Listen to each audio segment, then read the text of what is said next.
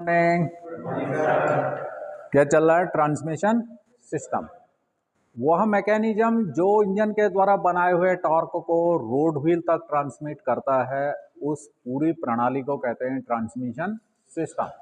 यानी इसमें बहुत सारे पार्ट्स हैं। सिस्टम मीन्स इसके अंदर बहुत सारे पार्ट्स हैं जो एक दूसरे को चला रहे हैं, रिलेटिव मोशन कर रहे हैं। तो ट्रांसमिशन की आवश्यकता क्यों पड़ती है? क्योंकि चलते हुए वाहन के ऊपर बहुत सारे अवरोध लगते हैं। कौन कौन से? सबसे पहला वायु का अवरोध, विंड रेजिस्टेंस। दूसरा ग्रेडियंट रेजिस्टेंस। तीसरा मिसक्लेनियस रेजिस्टेंस, मीन्स जिसके अंदर पहियों का रोलिंग रेजिस्टेंस भी शामिल है।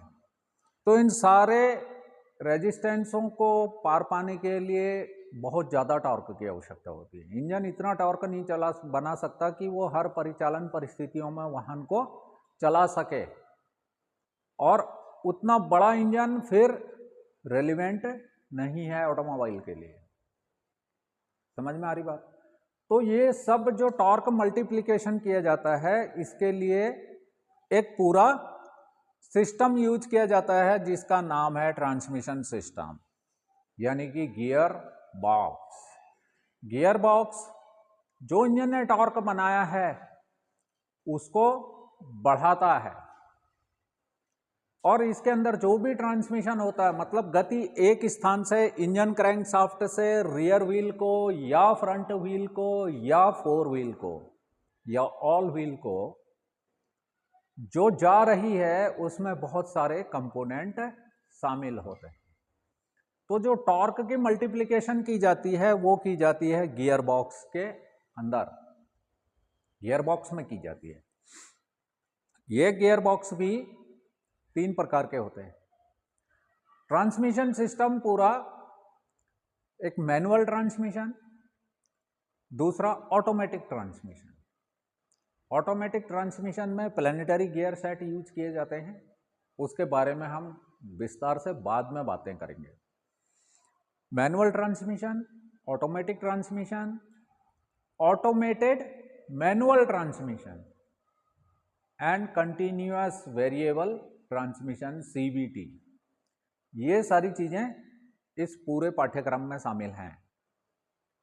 तो हम अभी देखते हैं मैनुअल ट्रांसमिशन, जिसके द्वारा मैनुअल, जो कि ड्राइवर के द्वारा गियर अप डाउन किए जाते हैं। ज़्यादा टॉर्क है तो अलग गियर लगाना है, ज़्यादा टॉर्क चाहिए तो अलग गियर लगाना है, स्पीड चाहिए तो अलग गियर लगाना है। जो भी गियर सिलेक्शन होता है, शिफ्टिंग होती है, वह सब ड्राइवर के द्वारा की जाती है।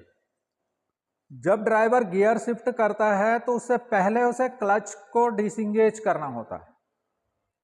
क्लच को इंगेज और डिसंगेज करना होता है चेंज के लिए, और गियर चेंज करने के बाद उसे क्लच छोड़ना होता है। जब वो क्लच छोड़ता है तो उसमें झटके भी पड़ते हैं, वाहन में झटके भी पड़ते हैं, वाहन बंद भी हो जाता है। इन सारी, और जब भीड़ भाड़ वाले इलाकों में या फिर बहुत ज़्यादा चढ़ाई उतार वाले इलाके में बार बार गियर शिफ्ट करने में ड्राइवर का तारतम्य थोड़ा गड़बड़ हो जाती है, जिससे गियर शिफ्टिंग में आवाज़ भी आती है, ड्राइवर थकता भी है बार बार क्लच पैडल दबाने से। तो इसको दूर करने के लिए लग्जरी कारों में, छोटी कारों में ही ऑटोमेटिक ट्रांसमिशन यूज किया जाता है। उसमें कोई क्लच पैडल नहीं होता, क्लच होता है पर वह मल्टीप्लेट हाइड्रोलिकली एक्चुएटेड होता है और इलेक्ट्रॉनिकली कंट्रोल्ड होता है। सारी चीज़ें जैसी व्हीकल स्पीड सेंसर्स से जो ECU को सूचना मिल रही है, ECU उसी अनुसार कार्य करता है। उसमें एक्सीलरेटर पैडल क्या कह रहा है, विभिन्न सेंसरों से प्राप्त सूचना के आधार पर ही वह गियर सिलेक्शन ऑटोमेटिकली होता है, जो कि एक्चुएशन उसकी हाइड्रोलिकली होती है, बट वह कंट्रोल जो होता है वो इलेक्ट्रॉनिकली होता है। इलेक्ट्रॉनिक्स में आ जाते हैं बहुत सारे सेंसर्स और माइक्रो प्रोसेसर यानी कंप्यूटर। वो विभिन्न सेंसरों से प्राप्त सूचना के आधार पर फिर ECU गियर सिलेक्शन करने में मदद करता है। उस पर बाद में बात करेंगे विस्तार से कैसे होती है। जो मैनुअल ट्रांसमिशन है इसमें भी 3 तरह के गियर बॉक्स यूज किए जाते हैं। फर्स्ट है स्लाइडिंग मैश, स्लाइड करना मतलब खिसकाना, एक दूसरे के ऊपर स्लाइड करना, वह स्लाइडिंग मैश। ये शुरुआती गियर बॉक्स थे, इसमें सारे गियर स्पर गियर यूज होते थे, यानी गियर क्या है, गियर एक दांतेदार पहिया है जिसकी संपूर्ण परिधि में समान दूरी पर समान गहराई में दांत कटे होते हैं। ठीक है, इसका एक पिच एंगल होता है, पिच डायमीटर होता है और पिच एंगल भी होता है। जिन गियर्स के दांत अपने अक्ष के 90 डिग्री पर सीधे होते हैं ये कहलाते हैं स्पर गियर। जैसे कि ये सीधे अपने अक्ष के 90 अंश पर सारे दांत कटे हुए हैं और इनकी ये एक दांत से दूसरे दांत के बीच की दूरी ये कहलाती है पिच। जब ये सीधे दांत एक दूसरे के अंदर बैठते हैं तो इनसे इनका कांटेक्ट एरिया बढ़ जाता है, ज्यादा फ्रिक्शन होता है। और जब ज्यादा फ्रिक्शन होगा, घर्षण होगा, तो क्या क्या चीजें होती हैं, घिसावट होगी। घिसावट को कम करने के लिए ऑयल यूज हो जाता है, पर आवाज बहुत ज्यादा, शोर, नॉइज, और शिफ्टिंग करने में हार्ड और आवाज आती है। इसलिए धीरे धीरे ये इसकी मैकेनिकल इफिशिएंसी भी कम होती है। गियर बॉक्स जब गर्म होगा, ठीक है, उसकी हीट हमेशा ज्यादा से कम की तरफ को जाएगी। वो हीट लुब्रिकेंट ले रहा है, जो गियर ऑयल इसके अंदर चल रहा है, पर वो फिर बॉडी को दे रहा है। इस वजह से जो अंदर लुब्रिकेंट है वो ज्यादा गर्म होगा, तो गर्म होने के बाद लुब्रिकेंट क्या होगा, वेपोराइज भी होगा। इसके अंदर बहुत ज्यादा प्रेशर बनने से लीकेज भी होगा, तो लुब्रिकेंट की भी हानि होगी। इन सारी परेशानियों को दूर करने के लिए फिर नेक्स्ट जनरेशन के जो गियर यूज किए जाने लगे, वो यूज किए जाने लगे ये हेलिकल गियर। वो गियर जिसके दांतें अपने अक्ष से कुछ झुकाव में होते हैं, से 45 to 60 डिग्री, वो कहलाते हैं हेलिकल गियर।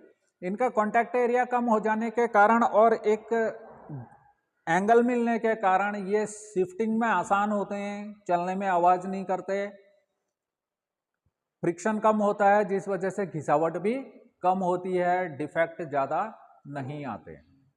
इसलिए इन हेलिकल गियर्स का प्रयोग किया गया। और जब हेलिकल गियर्स का प्रयोग किया गया तो यहां स्लाइडिंग मैश गियर बॉक्सेस के बाद जो नेक्स्ट जनरेशन आई वो आई कांस्टेंट मैश। कांस्टेंट मतलब स्थिर रूप से, जिसके गियर हमेशा एक दूसरे के साथ मिले रहते हैं। पर जब ड्राइव ट्रांसमिट होती तो उसमें डॉग क्लच यूज किया जाता है। गियर्स के ऊपर बाहरी परिधि में फिर दांत होते हैं जिन पर की एक स्लीव उन्हें लॉक करती है और ड्राइव ट्रांसमिट होती है। जो थर्ड है वो है सिंक्रोमैश।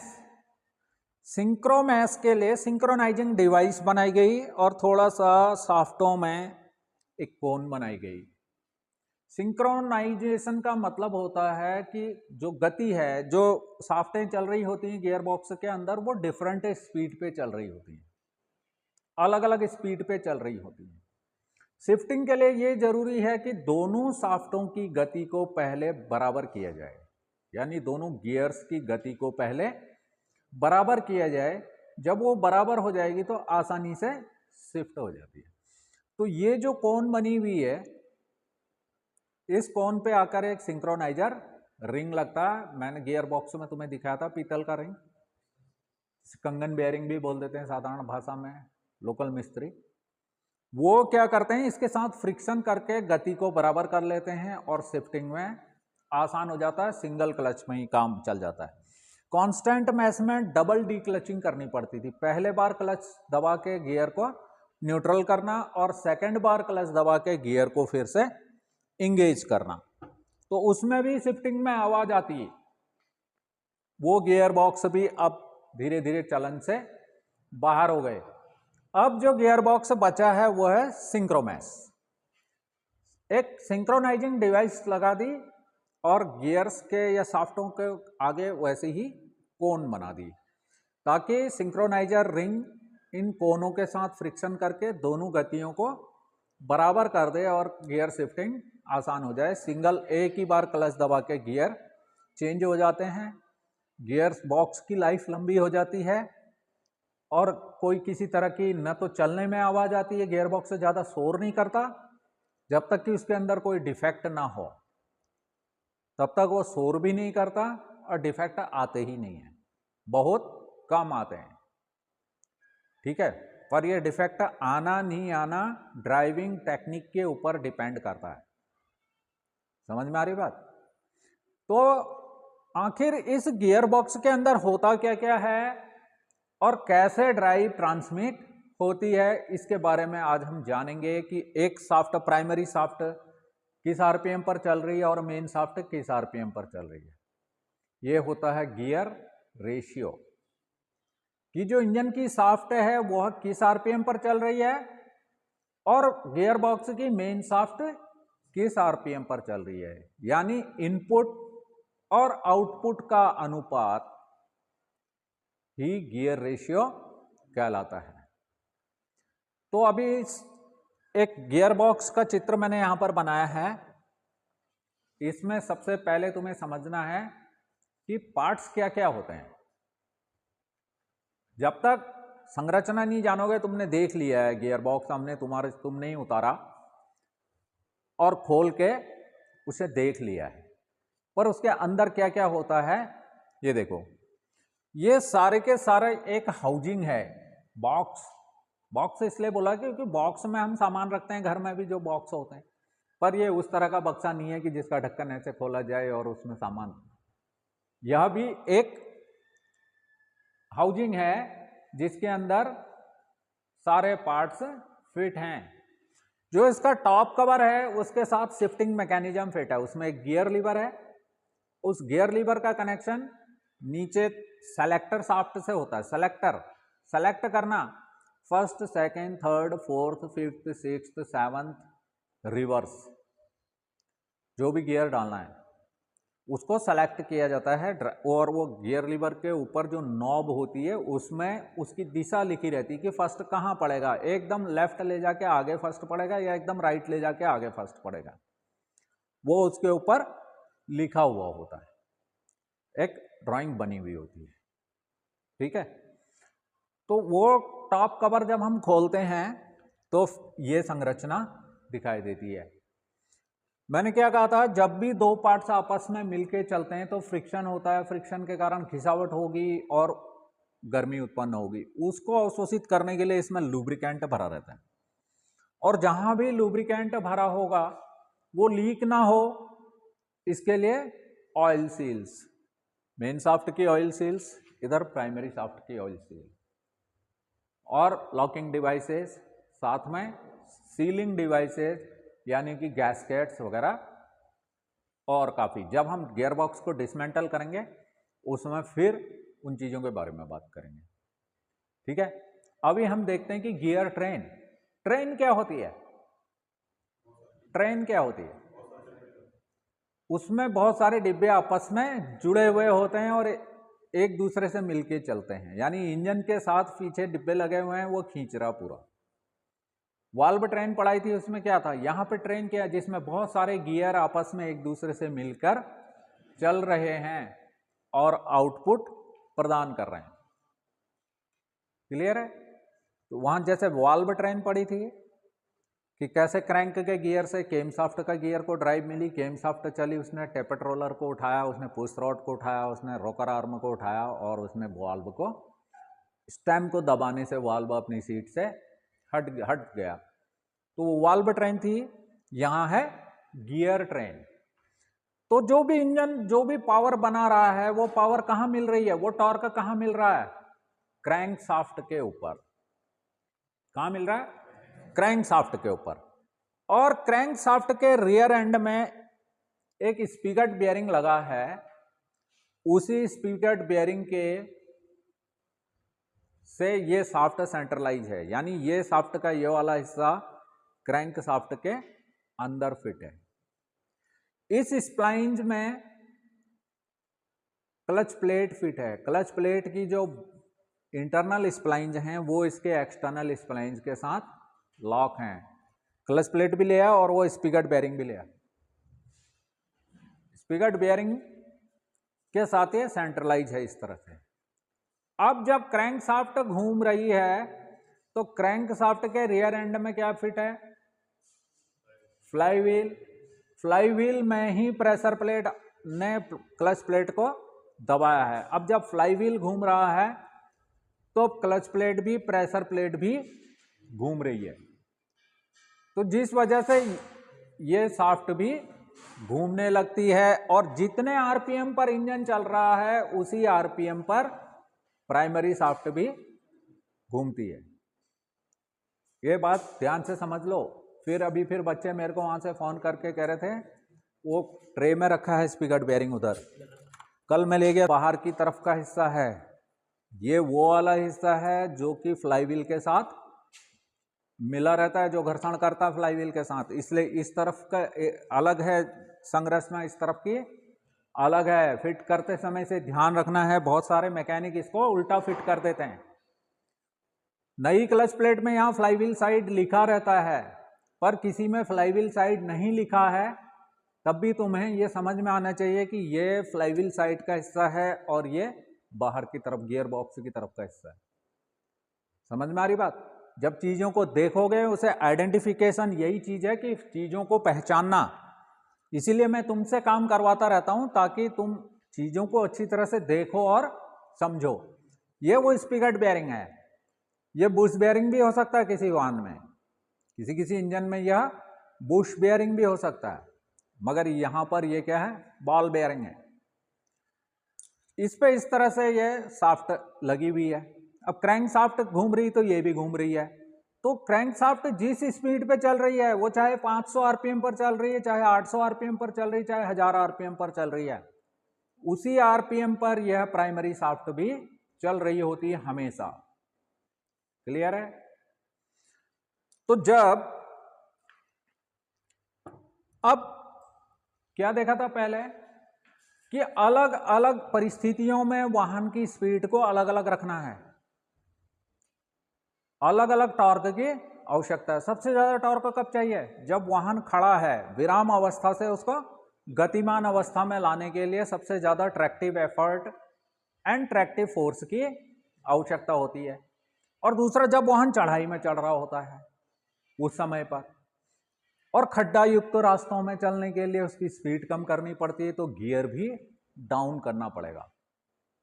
वहां पर भी फर्स्ट सेकंड गियर में ही गाड़ी चलाई जाएगी, अन्यथा फिर ये सड़क के गड्ढों का जो भी रिबाउंड एक्शन होगा वह वाहन के चैसी में, उसके बॉडी में, उसके ऑक्यूपेंट्स के ऊपर पड़ेगा। और आवश्यकता क्या है कि कई बार वाहन को न्यूट्रल रखना पड़ता है, तब भी इंजन की क्रैंकशाफ्ट घूम रही, इंजन स्टार्ट है, क्लच इंगेज है, पर टॉर्क जो है रियर व्हील में या फ्रंट व्हील की तरफ ट्रांसमिट नहीं होता, वो गियर बॉक्स तक ही आकर स्टॉल हो जाता है। ठीक है? और तीसरा कब? कि वाहन को जब पीछे को चलाना हो, इसलिए भी आवश्यक है।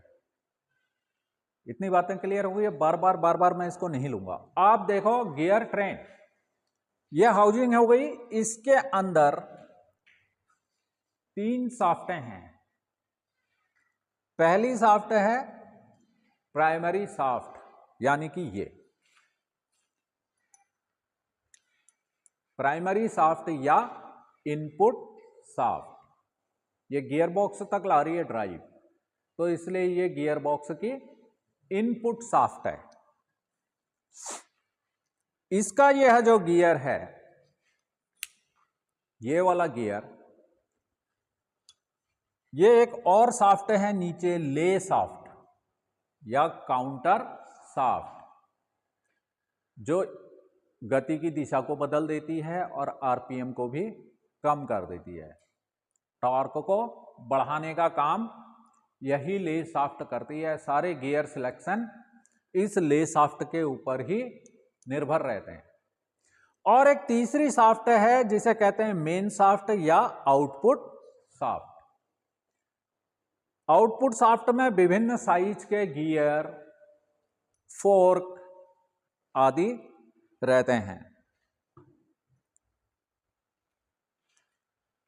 प्राइमरी शाफ्ट, ले शाफ्ट और मेन शाफ्ट, ये तीन शाफ्टें हैं जो कि पीछे बियरिंग के साथ सेंट्रलाइज हैं। इधर भी बियरिंग, इधर भी बियरिंग, इनके अंदर needle bearing, synchroniser device, synchroniser hub, synchroniser sleep, synchroniser ring, फिर लॉक्स, बहुत कुछ जब खुलेगा तो उसमें उसकी सारी संरचना दिखाई देगी। अभी ये असेंबल्ड गियर बॉक्स है तो इसकी पावर ट्रेन समझो। जितने भी वाहन में गियर होंगे, चाहे वो 4 फॉरवर्ड 1 रिवर्स है, चाहे वो 3 फॉरवर्ड, पहले 3 फॉरवर्ड 1 रिवर्स से चलते थे, बाद में फिर 4 फॉरवर्ड 1 रिवर्स हुए, अब 5 forward 1 reverse most commonly used है। पर इससे ज्यादा गियर रेशियो के लिए भी 7 फॉरवर्ड 1 रिवर्स या 9 फॉरवर्ड 1 रिवर्स ऐसे गियर बॉक्स भी मार्केट में हैं। ऐसी चलने वाली गाड़ियां भी हैं। जैसे जैसे वाहन का आकार बढ़ता जाएगा उसका यूज, वाहन वो पैसेंजर कार है, वो एसयूवी है, वो मल्टीपर्पज व्हीकल है, वो लोड कैरियर है, वो पैसेंजर व्हीकल है, कैसा है, उसका व्हील बेस कितना है, उसकी कैरिंग कैपेसिटी कितनी है, उसके ऊपर गियर बॉक्स की डिजाइनिंग डिपेंड करती है।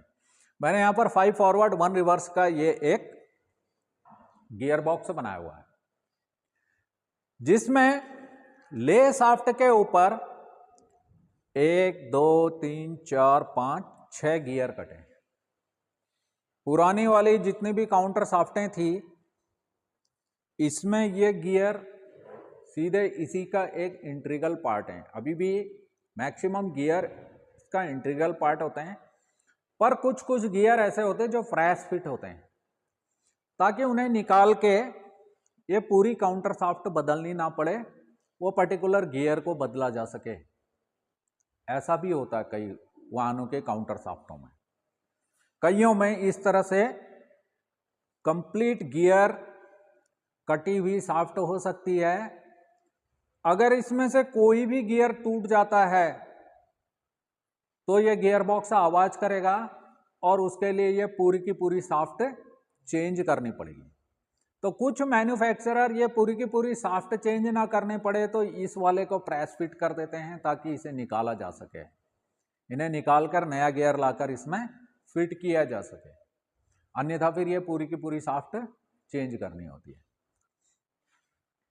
कुछ वाहनों में होता है ऐसा, जैसे मारुति के तीसरे गियर के काउंटर शाफ्ट को चेंज किया जा सकता था या सेकंड गियर वाले को निकाला जा सकता था, उसकी जगह दूसरा डाल के फिर उसे यूज किया जा सकता था। अब इस काउंटर शाफ्ट का जो ये वाला गियर है इसके साथ एक और गियर लगा हुआ है जिसे लिख रखा है रिवर्स आइडलर। इसे फिलहाल के लिए भूल जाओ। अब इसमें एक छोटा गियर है, फिर इससे बड़ा गियर है, फिर इससे बड़ा है, फिर बड़ा है और ये सबसे बड़ा गियर। यानी प्राइमरी शाफ्ट का सबसे बड़ा गियर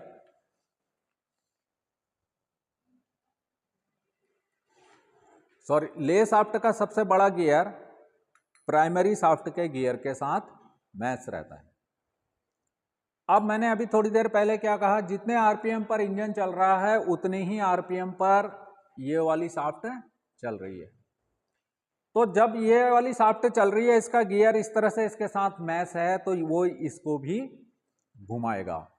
और मैंने एक बात बोली थी कि जब भी दो गियरों में आपस में ड्राइव ट्रांसमिट होती है तो यदि ड्राइविंग गियर क्लॉकवाइज चल रहा है तो ड्रिवन गियर एंटी क्लॉकवाइज चलेगा। ड्राइविंग गियर वह गियर है जो कि अपनी ताकत से दूसरे गियर को चला रहा है, यानी जो चला रहा है गियर वो ड्राइविंग गियर है और जो चल रहा है वो ड्रिवन गियर है।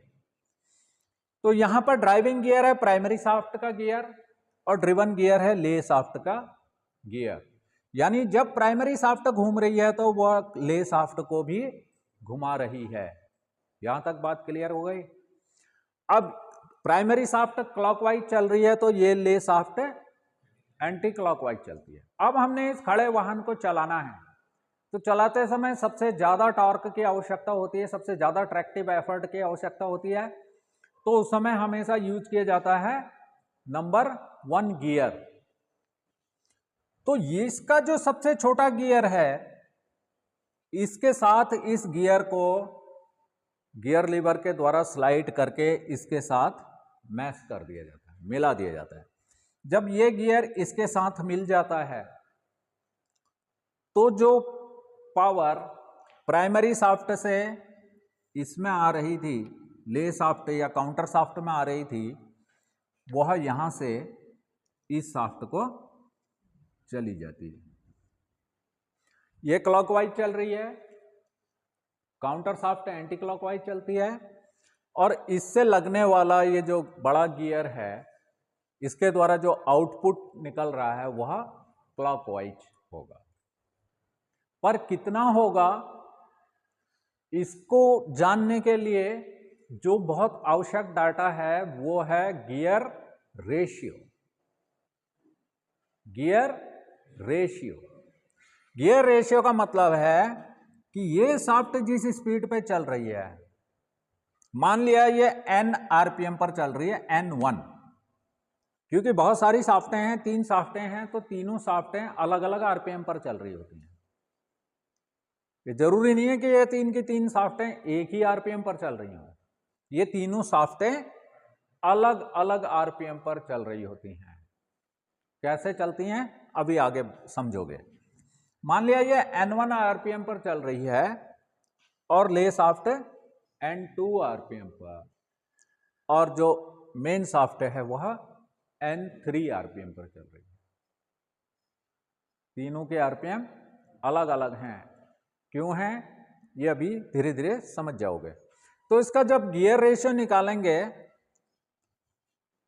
तो गियर रेशियो हो गया इसका n1 और n3 के बीच में क्या अनुपात है, यानी कि जो इंजन की क्रैंकशाफ्ट किस स्पीड पे चल रही है और गियर बॉक्स की आउटपुट शाफ्ट किस स्पीड पे चल रही है, ये इसका गियर रेशियो निकलता है। ठीक है, तो अब जो n1 है, n1 आरपीएम पर जो शाफ्ट चल रही है उसके आगे एक गियर लगा है, उस गियर में कुछ दांतों की संख्या है। इसी तरह से जो ये n2 आरपीएम पर चल रही है ले शाफ्ट, इसका जो गियर प्राइमरी शाफ्ट के गियर के साथ मैच हुआ है, इसमें भी कुछ नंबर ऑफ टीथ हैं। टर्मिनोलॉजी में आरपीएम को n से और नंबर ऑफ टीथ को z से, गियर रेशियो को I से प्रदर्शित किया जाता है। तो मान लिया प्राइमरी शाफ्ट में Z1 गियर है, नंबर ऑफ टीथ Z1 है, इसमें Z2 है, ये Z3 हो गया और ये Z4 हो गया। तो इसको यहां तक पहुंचने से पहले इसका जो गियर रेशियो होगा n1 इंटू Z1 बराबर n2 इंटू Z2 बराबर n3 into Z3 and so on. इसमें जितने गियर हैं, तो जो ले शाफ्ट का सबसे छोटा गियर है वह मेन शाफ्ट के सबसे बड़े गियर को जब ड्राइव दे रहा है तो वहां पर आरपीएम कम हो जा रही है, स्पीड कम हो जा रही है, मगर टॉर्क बढ़ जा रहा है। जब स्पीड कम होती है तो टॉर्क बढ़ जाता है, और सबसे ज्यादा टॉर्क की आवश्यकता कहां पर है, वाहन को, खड़े वाहन को चलाते समय और स्टीप हिल पर। जब बिल्कुल तीखी तीव्र चढ़ाई पे चढ़ रहे हैं, 2 जगह पे चाहिए। तो जब इसका सबसे छोटा गियर इसके सबसे बड़े गियर को चला रहा है, तो ये बनी फर्स्ट गियर की गियर ट्रेन, यानी प्राइमरी शाफ्ट का गियर, ले शाफ्ट का गियर, ले शाफ्ट का सबसे छोटा गियर और मेन शाफ्ट का सबसे बड़ा गियर। अब इसमें दांतों की संख्या मान लिया, इसमें 18 दांत हैं, देखें गिने हैं तुमने, 18 दांत हैं इसमें, और इस वाले ले शाफ्ट में 54 दांत हैं। तो इन दोनों के गियर रेशियो क्या हो गया, Z2 अपॉन Z1। ये यहां से इधर चला जाएगा तो इधर आ जाएगा, ये इधर आ जाएगा तो ये हो गया। पहला गियर रेशियो क्या है, N1 अपॉन N2 बराबर Z2 अपॉन Z1। तो यहां कितना आया, 18 54। गियर अनुपात क्या आया, 3:1 का। अब मान लिया ये वाली शाफ्ट 1000 आरपीएम पर चल रही है, तो ले शाफ्ट कितने आरपीएम पर चलेगी, 333.3333 आता ही रहेगा अनंत तक।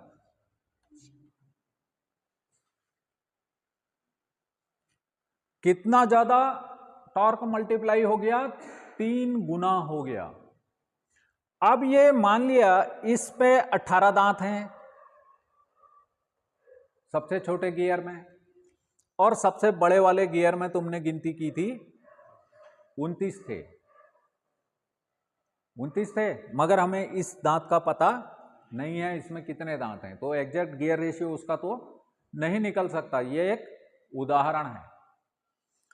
तो अब कैसे निकालोगे, इससे इसको डिवाइड कर दोगे, जो रेशियो आएगा उसी स्पीड पर ये वाली शाफ्ट चलेगी।